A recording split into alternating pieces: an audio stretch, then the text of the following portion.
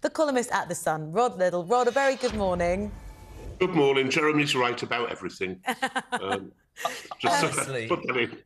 honestly, Rod, right. So we've got this thing this morning, which Rosie does far better than me, but Starmer is going to stand up and say what the Tories have got wrong is that they have taken institutions like the National Trust, that has 5 times the membership of any political party in this country, and the RNLI, and they're using that and stoking up, woke wars and missing out on talking about the things that matter. I can see that, but all I've been trying to say as a lone voice all morning is there are millions of people in this country who are fed up to the... I'm going to read a text which some people will no doubt complain about, but it comes from Paul. I'd like your response.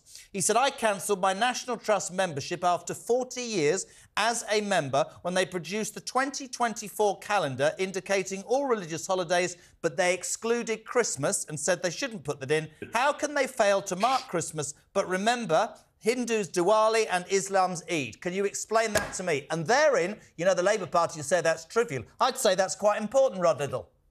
Yeah, it is important for other reasons as well, which I'll come to.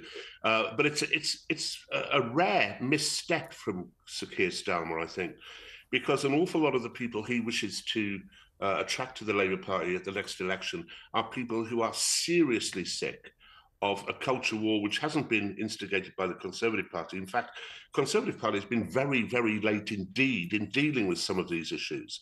And the obvious case to that is the crisis which you've been talking about in our armed services, where fewer and fewer white working class lads are trying to sign up to get into the army, the RAF and the Royal Navy, purely as a consequence of all these adverts which are being pumped out to people, which tell these kids that they're not the people they want in the army.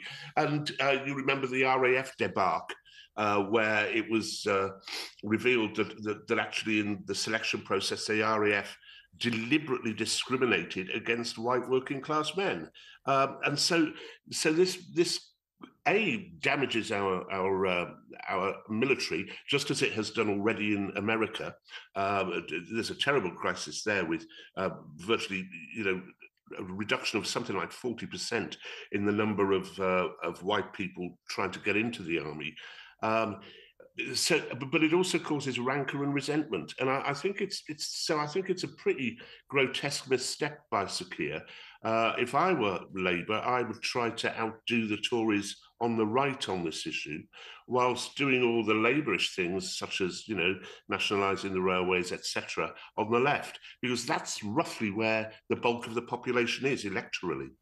Well, do you think, though, from the Conservatives' point of view, that there may be some people who think, well, actually, their strategy is to shout loud about those kind of hot red-button topics because that gets us all heated and angry and annoyed, and then potentially distracted because we're cross about what's happening at the National Trust or the RNLI, rather than the fact that we haven't actually got a solution to illegal migration or, how many stories there are today about what's happening with all our heart health, what's going on in the NHS.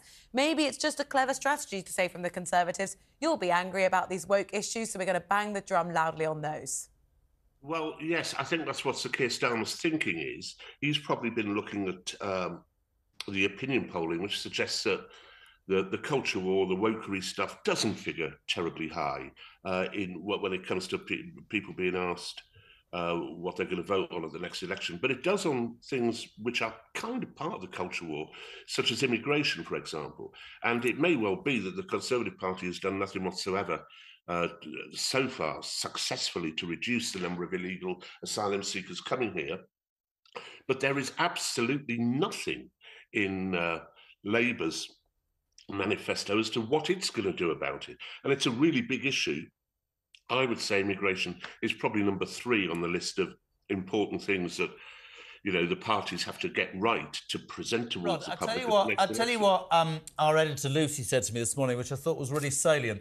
She said she'd seen or heard something over the weekend with Sir Alistair Campbell, and he was saying that when he was with Blair, and Blair was in this position, big lead, months away, that what he did was he got Blair on the front page of every newspaper almost every day. We know that if Sunak, burps, he's on the front pages at the moment. Starmer, that documentary last week, no disrespect before anybody complains, not very exciting. Sunak's not very exciting, but he doesn't really resonate. I wonder whether this you know, wokery is to get on the front pages and to show people he's prepared to go out there a bit. I don't know. Thoughts on that? Yeah.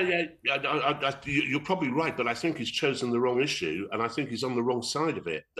Because I think, you know, when you add up the proportion of people who think that it's okay for Greenwich Maritime Museum to denigrate Nelson and instead say that the heroes of maritime travel have been economic migrants. I mean, when the Greenwich Maritime Museum is doing that, it's not a vital issue. It doesn't mean an enormous amount for the country, but it annoys people. And my suspicion is that it annoys about 70% of the people, rather than the 30% of which Sir Keir Starmer seems to be tilting his hat. I think that's the problem he's got. The other problem he's got is that there is nothing like the support for Sir Keir Starmer that there was for Tony Blair. No.